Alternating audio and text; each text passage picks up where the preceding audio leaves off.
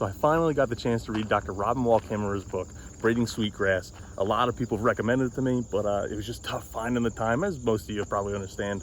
But one of the things she talks about in that book really early on is why goldenrods and asters look so beautiful together, and I really couldn't agree more. This is just in our rain garden up front, right on the border. You have some New England aster, Symphyotrichum novi-belgii, and then some Solidago nemoralis, I believe, which is gray goldenrod, just right up front here, and they do look just awesome together. It's such a cool color combo that you're gonna get in the fall. So this week on the video on the nursery walk, a lot of these plants are starting to bloom at our nursery, so I decided to highlight some of our asters and some of our goldenrods. So come take a look. So this is what's left of our Solidago nemoralis crop for the year. Only maybe 30 or 40 flats left of this crop, but this is one of the goldenrods we grow, and it's known, the common name is gray goldenrod. I think because you can see some of the flowers that already went to seed are almost gray in color. So when this whole block will go to seed, it shows up pretty gray, and even the stems, you can even tell, look a little bit on the reddish gray side.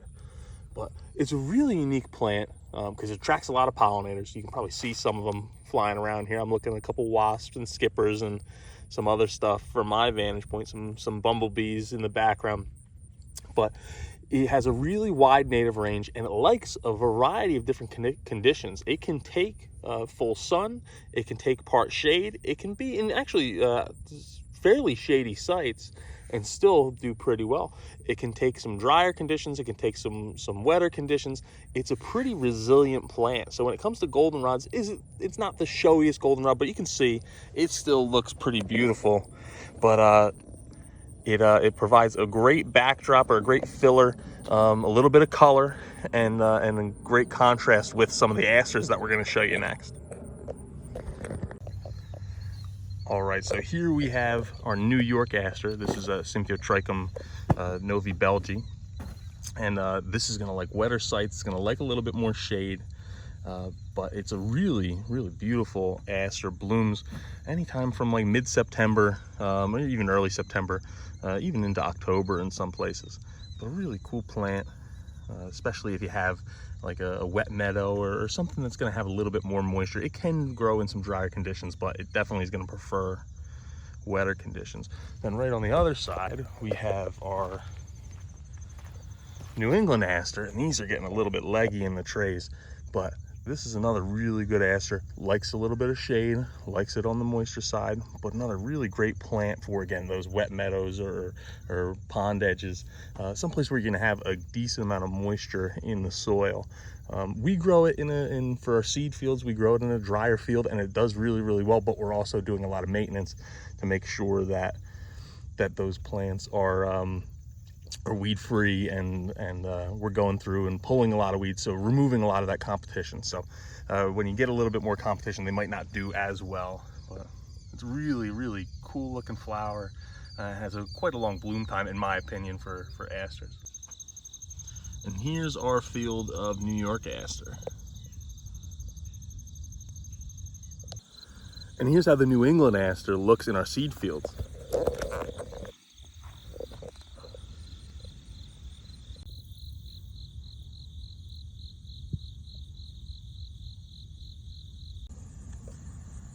So this plant here is Euthamia graminifolia, but it's also known as flat top goldenrod, and I'll show you why. It's because dissimilar from a lot of other goldenrods, this one forms, instead of a long stalk with all the flowers on it, this kind of has like a flat, rounder flower head with all the different flowers on it. So you can kind of see how it gets its name, because it has a little bit different form, and it's in a different family than the normal Solidagos, this being a Euthamia. But also goldenrod, really nice plant, and one that we really love growing both in plugs and for seed. So this plant here is smooth aster, or smooth blue aster, and as you can see, it's a really neat aster. Likes it a little bit drier, likes a little bit more full sun than some of the asters do. It's one that we just added to our mix only a handful of years ago. but they are really sturdy plugs right now is a good way to put it. They're really taking off. So another cool plant, if you have a more of an upland mix, this is a good plant to add to that project. And here's how these asters look in the field. So here we have what's called Seaside Goldenrod, or Solidago sempervirens. And this is a really unique species because it'll take some salt tolerance, hence the name Seaside Goldenrod. Another common name you'll hear sometimes is salt marsh goldenrod, but this is a species that'll take some salinity tolerance. You'll find it a lot of times, we see it a lot along the dunes, along the coast here in New Jersey. But another place I've seen it is on roadsides and even in upstate New York, far away from where you'd normally find salt marshes, and that's because it has that salinity tolerance. And you know, in the winter when you get ice and snow, they put salt on the roads. So this is one of the species that will actually grow really well in those kind of conditions. And these ones aren't quite blooming yet. They're just starting to form their flower heads. And but another really cool species, can grow in sandy soils, but also likes it a little bit on the moisture side when it comes to soil moisture. One of the things I forgot to say about a lot of our asters, specifically our smooth aster, our New England aster, and our New York aster, is that they handle trimming really well. In fact, in our seed fields and then in my home garden, I trim them back right towards the end of May, and then maybe once towards the end of June, and it keeps stuff lower. Like you can see, this New England aster is probably getting close to like 5 or 6 feet tall here. But if you trim it back, you can keep it down to like 2 or 3 feet. And it really plays nice with the rest of your garden. It's not going to be overgrown or oppressive in that garden landscape. So just something else to keep in mind with that. Thank you very much for watching. We really enjoy making these videos. And if you can do us a favor and leave a like and subscribe and comment on what you want us to do next, that is something that really benefits us and kind of guides us on where we want to go next. Thank you very much.